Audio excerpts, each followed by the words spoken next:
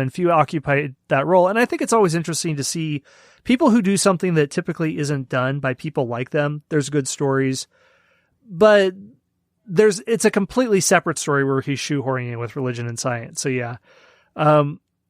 So something we're trying to do on the series is talk about how would you fix this? What would it take to make this a good movie? So Steve, how would you make this a good movie? I think the first thing that I would change is really a different view on Cyril of Alexandria. Now, he's one of those people like you were talking about. He was not a lovey-dovey pastor type. This guy was a political animal who almost certainly did have people commit violence to get what he wanted, but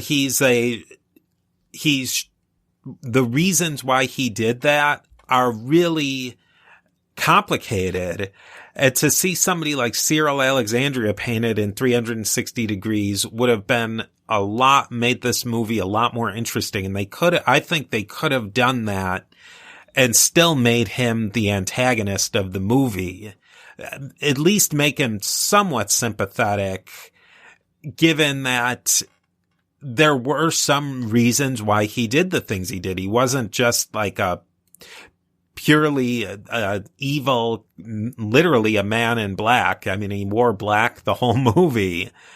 I think the other thing they could have done was just focus in more, make it a movie that's about this really great setting of Alexandria and this great story of Hypatia. Maybe instead of the Edward Gibbon, which all the baggage that Edward Gibbon came with, especially as far as Christianity goes, he did not like Christianity, and he in particular did not like the brand of Christianity of like Roman Catholicism, the more ancient versions of the religion. He did not like them.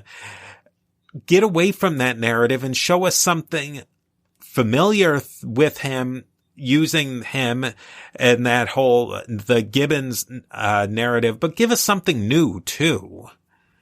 Yeah, it's something that's been rehashed so many times. So to make it three-dimensional, there's a lot of ways you could take, where in the 4th century, with the growth of Christianity, with the decline of paganism, and not just the religious fracture, but also the power, Constantinople has its Byzantine administrator there in the city who's a leader, but then bishops are taking more and more secular power.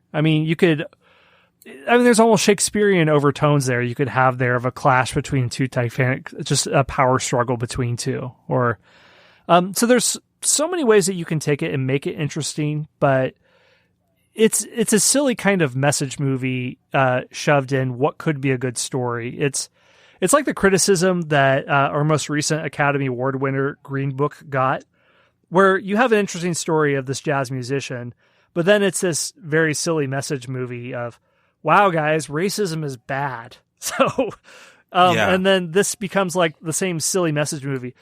Guys, we shouldn't kill scientists. Okay, I agree. Yeah. We shouldn't kill scientists. Oh, all right. So like, yeah, it's just a wasted opportunity. Fascinating historical figures, very interesting time period for a very silly message movie. Yeah, that's the thing to me that honestly it makes this one of my least favorite movies of all time is that it missed on every single point that it could have done something interesting, and it just fell flat on every single one of them. Now people may disagree with that. And I think that's where the audience, you can come in. Where am I wrong? And maybe where should I look at this movie and have a different perspective on it? Prove me wrong, as they say, nowadays. Prove to me that this wasn't actually a great movie. Hey everyone, Scott here. One more brief word from our sponsors.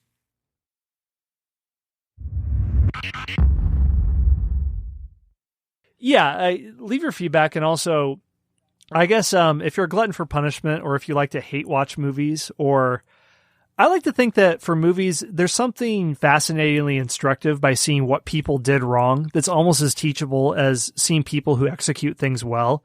I was a bad movie aficionado growing up. I think I saw Cool as Ice, the Vanilla Ice movie on cable one time, and I just fell in love with it because every wrong choice you could make with a movie they did, and loved Mystery Science Theater 3000, where they make fun of a movie, but there's a passionate love where they see the heart and soul that went into these terrible B movies and the bold decisions that the filmmakers made. Now, every decision was the wrong decision.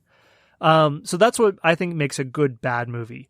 But then there's the bad movie, which I think I would dub Hypatia, where it's not a fiasco. I respect a fiasco. It boldly goes for it and boldly, triumphantly, courageously fails. This was just seemed like it had all the right setup. It had a production budget. There was a lot of talent that went into the film, obviously. Oscar winner. I think Oscar Isaac and Rachel Weisz are both Oscar winners.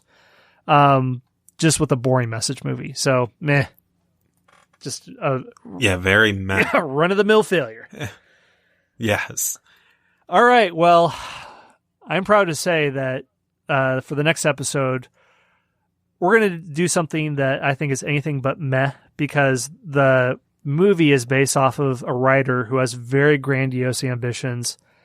And I also think he is one of the greatest war criminals of the English language in history. I am speaking about Dan Brown. We are going to go to Rome, going to go to Florence. We're going to go to Istanbul when we talk about Dan Brown's film version, or the film version of Dan Brown's Angels and Demons. All right. Well, that wraps up our exploration of the past for this episode. As always, I want to thank the Knowlton's Rangers, especially our spy masters, Bill Ivey, Joyce Normant, Tyler from Colorado, Josh Reddick, Baron Fraser, Chris from Maine, Carl from Norway, Moondoggy from Ohio, Rick Knowlton, Vic and Irene, Mike from New York, Michelle, and Marlene. I'll explain what that is in a second. If you like the show and want to help it grow, there are 4 easy ways for you to do it. 1, like and subscribe to the show on the podcast player of your choice. This helps spread the word about the show. 2, join our Facebook group. Here we can keep the discussion going about new episodes, and you can talk about what you like and didn't like.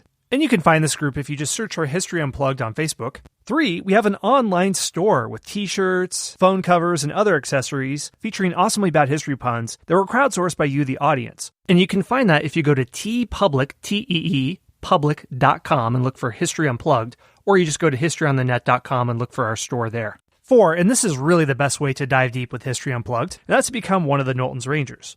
If you know your American history, you know the Knowlton's Rangers were an elite spy and reconnaissance group in the American Revolutionary War, but it's also the name of the membership program of History Unplugged.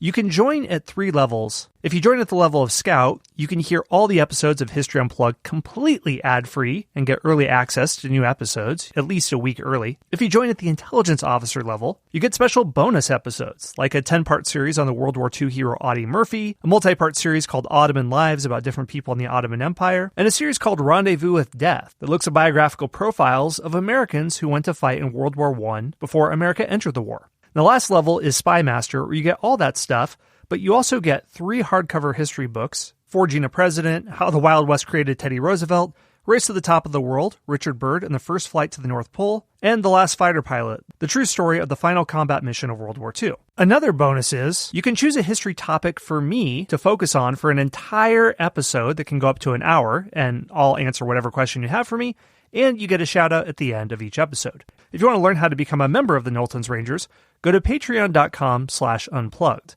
That's patreon.com/unplugged.